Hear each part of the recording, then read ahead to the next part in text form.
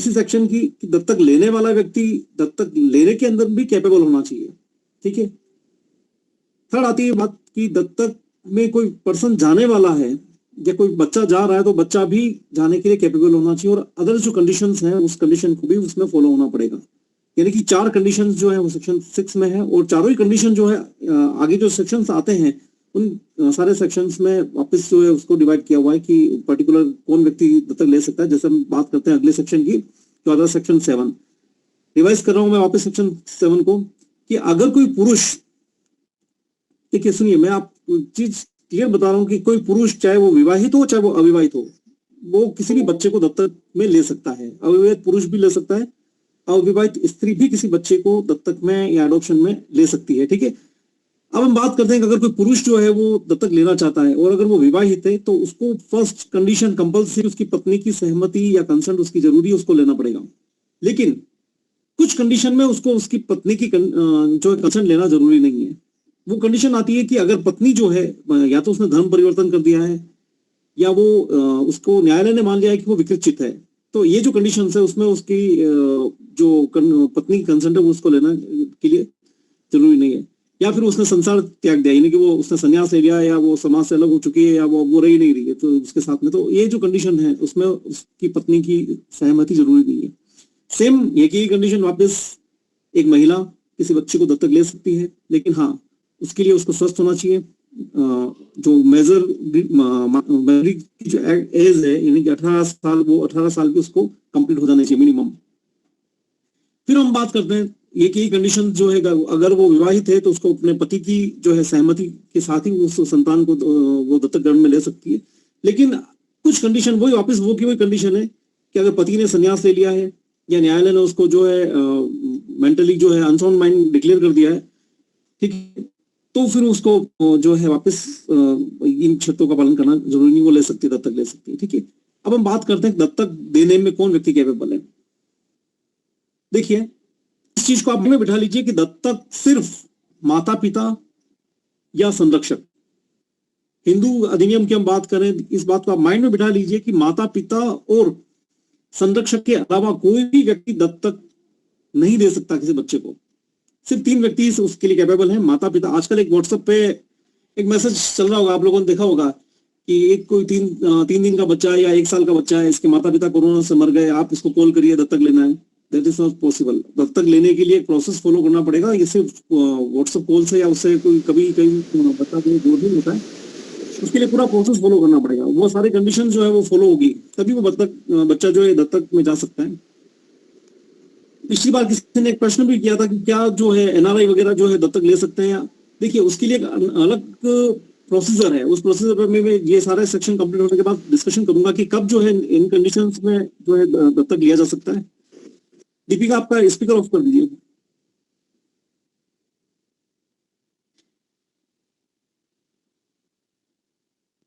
ठीक है।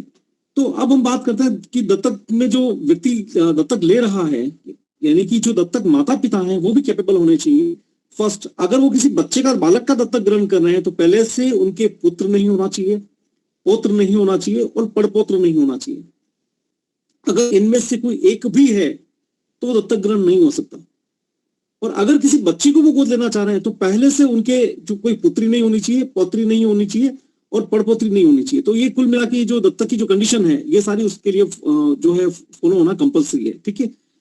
अब हम बात करते हैं उस बच्चे की जो दत्तक में जाना चाहता है या जो जा रहा है। जाना चाहता हो क्या, उसकी तो खैर कंसेंट भी इतनी मायने नहीं रखती है क्योंकि वो उसकी एज जनरली 15 साल से कम है, क्योंकि एज जो है ये एक्ट जो है वो इस एज को फिक्स करता है कि 15 साल के कम के बच्चे को ही दत्तक में दिया जा सकता है, सिवाय वहां जहां किसी परिवार में कस्टम्स है, यूजेस है, प्रथाएं हैं या रूढ़ियां चली आई हैं, तो वहां ये एप्लीकेबल नहीं होता। लेकिन जनरल अदर्स मैटर में 15 साल उसकी एज फिक्स कर रखी है।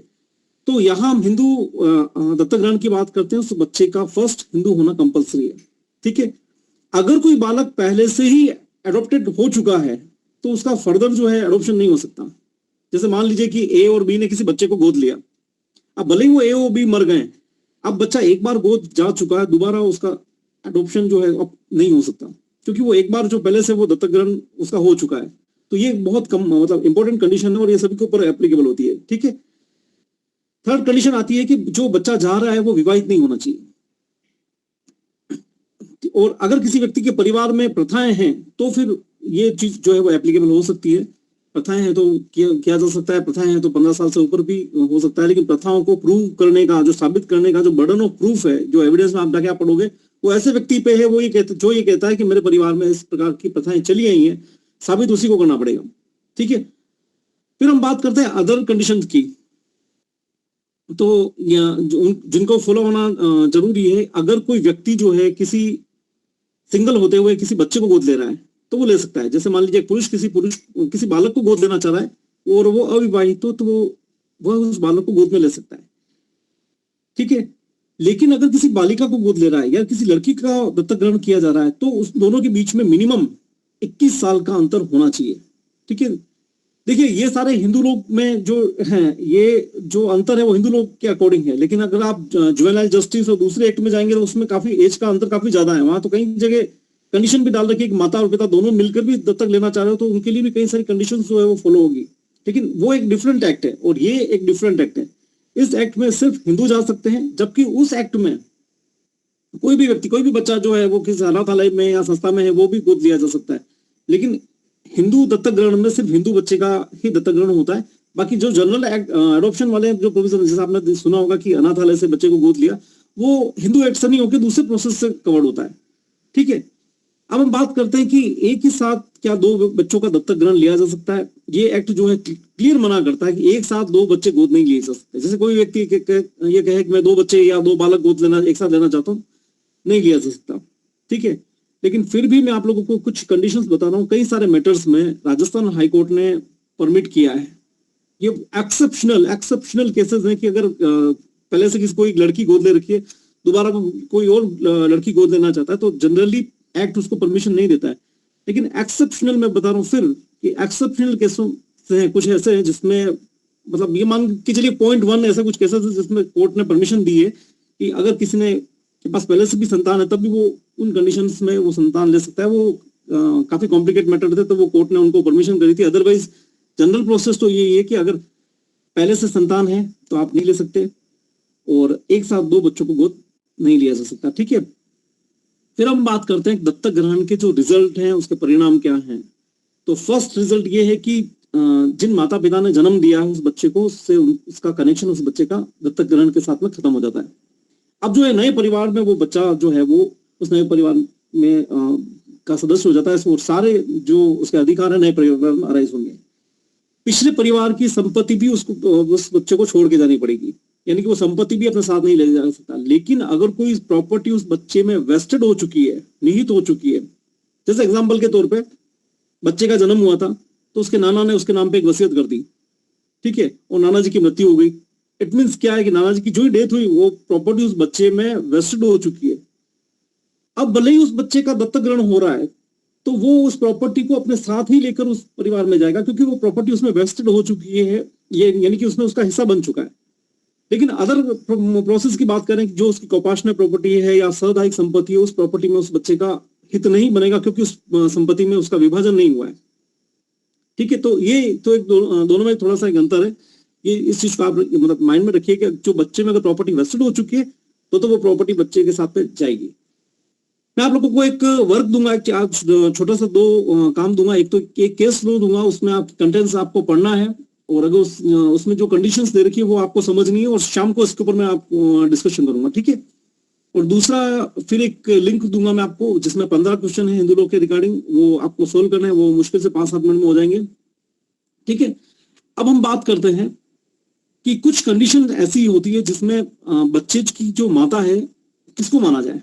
जहां कोई जो व्यक्ति हिंदू है जिसकी पहले से कोई पत्नी जीवित है और किसी बच्चे को वो दत्तक में लेता है तो जो जो वहां जो है दत्तक माता उसकी समझी जाएगी। ठीक है ना। सेकंड बात करते हैं कि अगर किसी बच्चे का दत्तक ग्रहण इन कंडीशन में हुआ है जिसमें 1955 से पहले किसी व्यक्ति ने एक से अधिक शादियां कर रखी है।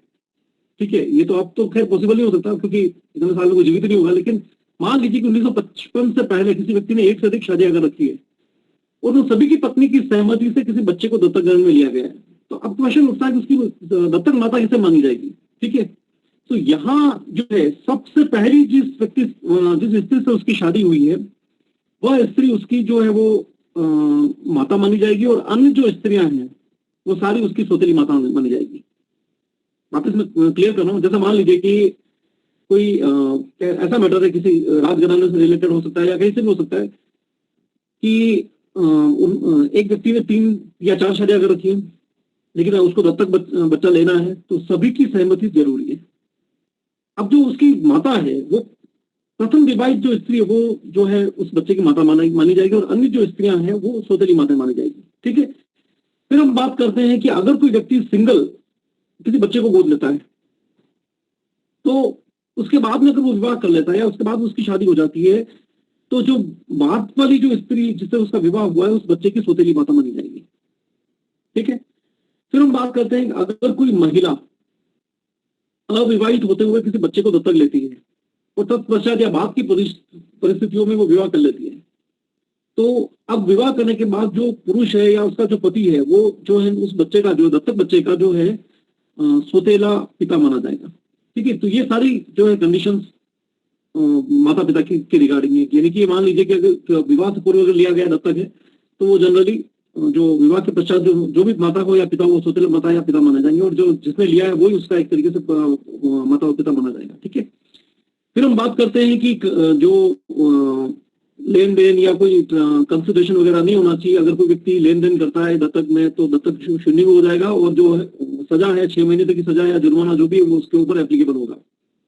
तो ये सारे जो प्रोविजन हुए वो दत्तक ग्रंथ हुए। आप लोगों को ये जो आपने बताए थे वो सेक्शन 14 था ना? कौन किस रिगार्डिंग? सर अभी वो दत्तक माता और पिता हो ना? माता के बारे में ना, माता के और पिता के बारे में जो प्रोविजन है वो सेक्शन 14 में दे रखा है। सर सेक्शन 13 एक बार और समझा दीजिए ना, उस टाइम नेटवर्क इशू था, समझ में नहीं आया। सेक्शन 13 की अगर बात करें उसमें ये प्रोविजन दे रखा है कि जब तक कि कोई एक्स्ट्रा ऑर्डिनरी कोई कॉन्ट्रैक्ट नहीं है तब तक जो है उस बच्चा जो जा रहा है वो कहीं भी किसी प्रॉपर्टी से किसी व्यक्ति को निहरित नहीं करता है या उसका जो राइट है उसको खत्म नहीं करता है। जैसे मान लीजिए ए और बी का एक बच्चा है सी। ठीक है, अब ए और बी उस बच्चे को दत्तक देना चाहते हैं, लेकिन वो जिस माता पिता को दत्तक दे रहे हैं कंडीशन लगा देते हैं कि आपका एक मकान है वो इस बच्चे का ही रहेगा, तो फिर वो उस कंडीशन को फॉलो होगा, उस बच्चे को उस मकान को देना पड़ेगा उनको। उस बच्चे के लिए कंडीशन लगाई जा रही है कि ये उसके लिए, तो यहाँ एक तरीके से एक संविदा की तरह चीज हो गया, या एक जो है वो करार हो गया दोनों के बीच में कि आप बच्चे को दत्तक तो ले रहे हो, लेकिन बच्चे की सिक्योरिटी क्या है, उसके लिए ये कृषि भूमि है या ये मकान है, तो आप हमेशा इसके लिए रखोगे, और जब ये बड़ा हो जाएगा 18 से ऊपर हो जाएगा ये इसका वारिस रहेगा। तो यहाँ से एक कंडीशन लगाई जा सकती है, तो ये जो उस बच्चे के लिए है वो सेक्शन 13 जो है उसको सिक्योर कर रहा है एक तरीके से। अन्यथा जो है वो अदरवाइज जो मैंने आपसे कहा भी था कि जो ट्रांजेक्शन में या पहले से हो चुके उनके ऊपर जो ये जो बालक है वो उसको उन सुविधाओं पर कोई इफेक्ट नहीं डालता है। ठीक है, सेक्शन 15 क्लियर कहता है कि एक बार अगर कोई दत्तक ग्रहण हो चुका है, विधिमान में दत्तक ग्रहण हो चुका है, तो वो फिर रद्द नहीं हो सकता और वो हमेशा जो है वो एप्लीकेबल रहेगा। ठीक है, ये सारे प्रोसेस हुए दत्तक ग्रहण से। आज शाम को आपको काम करना है। हाँ बोलिए। सर डाइवोर्स के केस में क्या होगा, अगर पेरेंट्स दोनों का डाइवोर्स हो रहा है तो वो उस टाइम पे अडॉप्शन कर सकते हैं, और कर रहे हैं तो फिर पेरेंट्स का उसके फादर और मदर किस केस में माने जाएंगे? देखिए, अगर डाइवोर्स हो चुका है या हो जाता है तो उस मैटर में भी जो है माता पिता अगर वो दत्तक देना चाह रहे किसी बच्चे को तो दोनों की कंसेंट जरूरी है। लेकिन अगर न्यायालय ने परमिशन दे दी है, क्योंकि कई बार संरक्षक पर न्यायालय डिसाइड कर लेता है कि इस बच्चे का संरक्षक ये रहेगा, और न्यायालय ने अगर परमिशन दे दी है तो कोई सिंगल पेरेंट्स भी किसी को जो है दत्तक दे सकता है डिवोर्स के बाद में। और सर जो लेना चाह रहे अगर उनका डाइवोर्स हो रहा हो या मतलब उनका प्रोसेस में हो या नहीं, अगर प्रोसेस में हो तो दोनों की कंसेंट जरूरी होगी, लेकिन अगर डिवोर्स हो चुका है, कंप्लीट हो चुका है, तो दोनों जो पति पत्नी है वो अपने आप में फ्री है। अब वो पति पत्नी रहे ही नहीं है, वो अपने सिंगल पेरेंट्स की तरह कवर हो जाएंगे। तो भी फिर उनकी एक्स वाइफ जैसे की मदर नहीं मानी जाएगी ना सर उस केस में? नहीं, फिर वो तो सिंगल हो गए ना। तलाक के बाद एक व्यक्ति का दूसरे व्यक्ति से सारे जो रिलेशन है वो खत्म हो जाता है, और उस परिस्थिति में अगर कोई व्यक्ति बच्चे को गोद लेता है तो वो उसका सिंगल पेरेंट्स की तरह कवर होगा, उसकी माता और वो नहीं मानी जाएगी क्योंकि उसका रिलेशन ही खत्म हो चुका है। Okay sir. ठीक है, एनी क्वेश्चंस?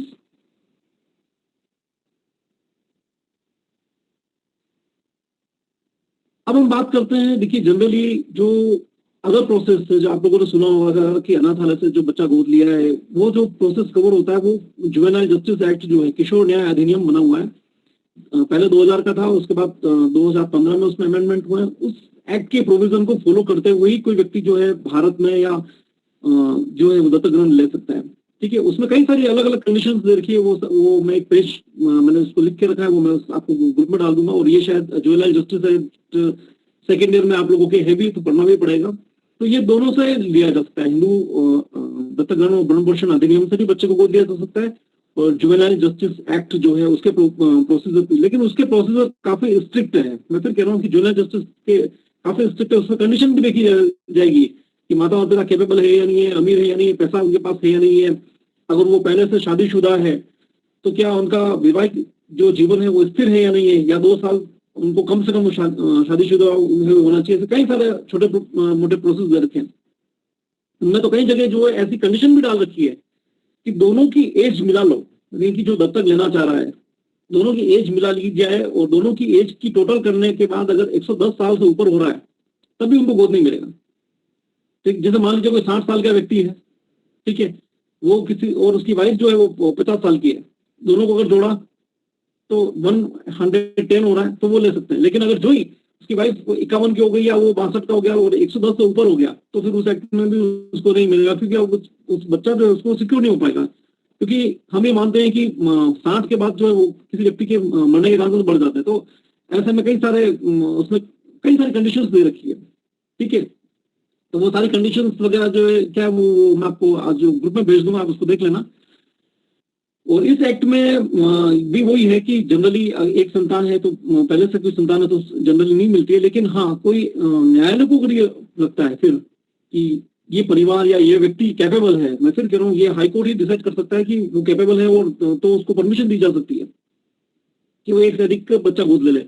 एक IAS ऑफिसर का केस था, राजस्थान का ही था, उनके पहले से एक बच्चा था, एक लड़की थी, और एक लड़की को और गोद लेना चाहते थे। लेकिन पहले तो जनरल प्रोसेस की बात करें उनको नहीं मिली, लेकिन कोर्ट ने उनको परमिशन दे दी, हाई कोर्ट ने, कि वो कैपेबल है, उस बच्चे को रख सकते हैं।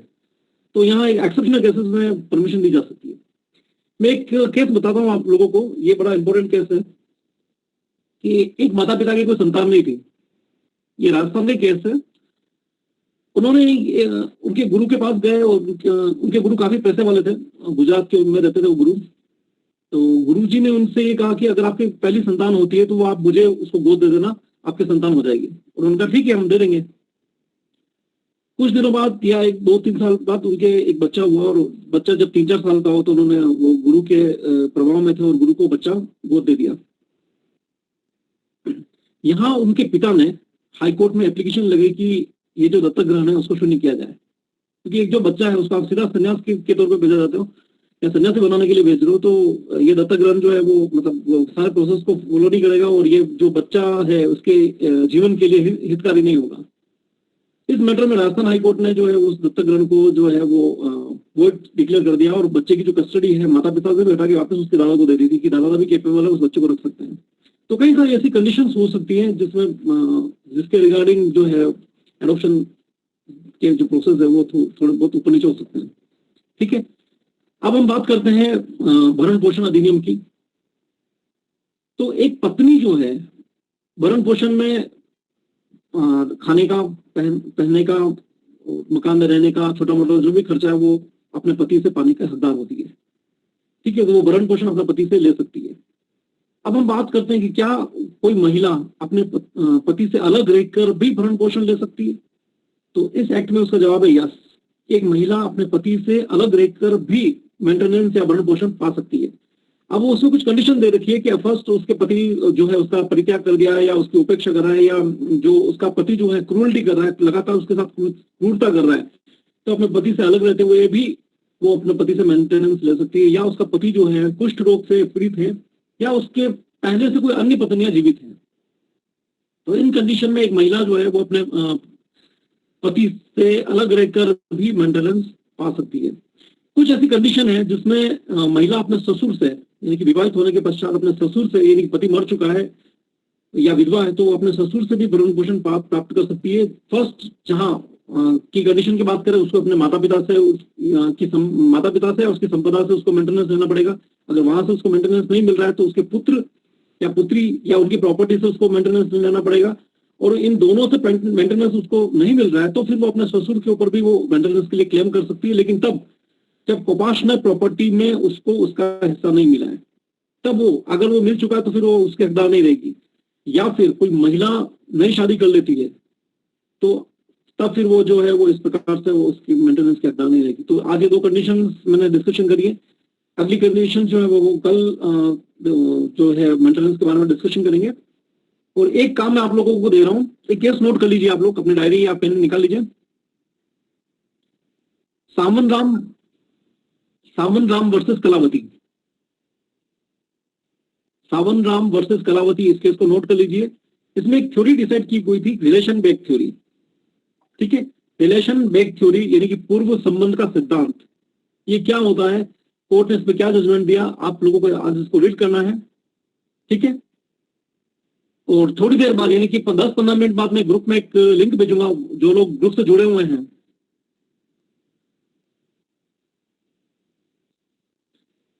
हो सकता है क्योंकि वॉइस में कोई प्रॉब्लम आ रही हो, कुछ लोग अगर कनेक्टिविटी में नहीं हो तो ये टेक्निकल है, क्या कर सकते हैं इसका। सावन राम वर्सेस कलावती, एक केस नोट कर लीजिए। मैं आप लोगों को एक ग्रुप में जोड़ रहा हूँ हिंदू लोग के, उस ग्रुप का लिंक मैंने वापस डाल दिया है इसमें, आप लोग इसको ज्वाइन कर लीजिए। 10-15 मिनट बाद मैं इसमें एक लिंक भेजूंगा जिसमें 15 क्वेश्चन है। ठीक है, केयरफुली उसको सोल्व करिए और देखिए कि आप लोगों को कितने आंसर आए हैं। और उसी में मैं आपको ये सावन राम कलावती का जो केस है उसकी पूरी डिटेल डाल दूंगा, आप लोगों को उसको अपने बुक से उसको रीड करना है। ठीक है,